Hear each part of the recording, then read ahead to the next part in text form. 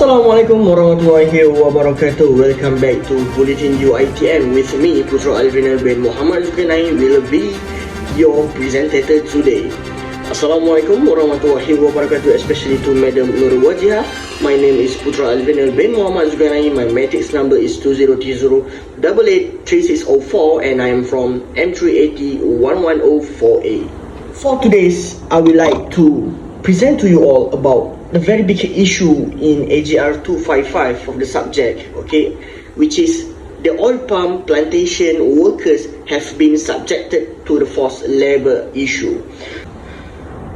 So now let's discuss about this article that have been searched out on a website since from the Suhakam Malaysia.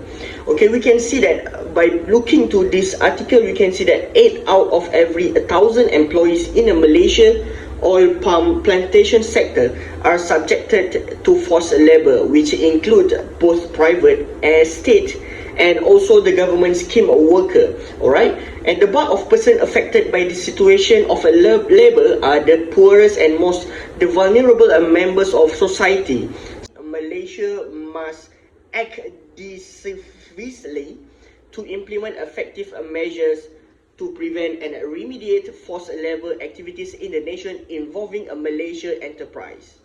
So by reviewing this article, we have noticed a few problems, which is the first of all is the violation of fundamental human rights, and also the forced labor are also included into the criminal offense. So what we can see that the forced labor is actually a situation which people are compelled to do work by violence or intimidation. This will be happening when individuals are coerced to perform work or service against their will by use the force, deception and also coercion.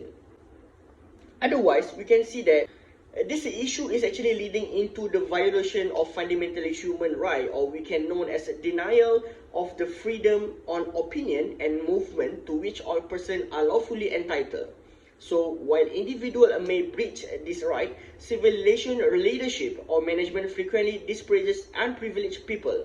Okay, so all of us, we must to know that we have our own life liability and also personal safety. So the fundamental human rights are also included into the freedom, persecution, access to education, healthcare and adequate living condition. So the result of this both problem will make actually the consequences that will multifaceted and interrelated, affecting every aspect of the victim life. With all the problem, and I will relate it with what do I study in the AGR 255, what that I can see that there are some law and regulation have been legally created in our Malaysia government to solve this issue, which is the main right that I can say in this presentation is Employment Act 1955, that we all know that it is provide employees with a bare minimum of protection in terms of their working hour, salary, vacation, and also a retrenchment benefit. Alright?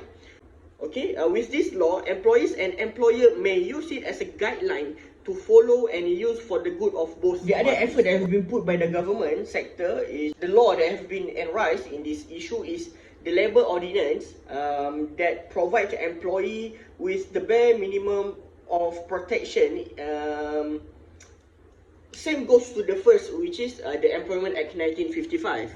This law will be applied to any person who had commits an infraction under this ordinance or any rule, order or the subsidiary legislation enacted under for which no punishment is stipulated must be fined not more than RM10,000 ringgit on conviction if they have been found guilty. Conclude all this news and this article, what do I can say that we do notice that the forced labor issue in our local agriculture do bring back influence and point of view from the outer side. Okay, so with all of the explanation that have been discussed in this video, we can see that it is compulsory for any company to avoid from involving itself and also localities, so the company will face the zero profit issue, big loss and delay in their productivity if they do take care about this problem. So with all of that, I'm taking this as a serious issue and I'm hoping that we'll be done together in our government sector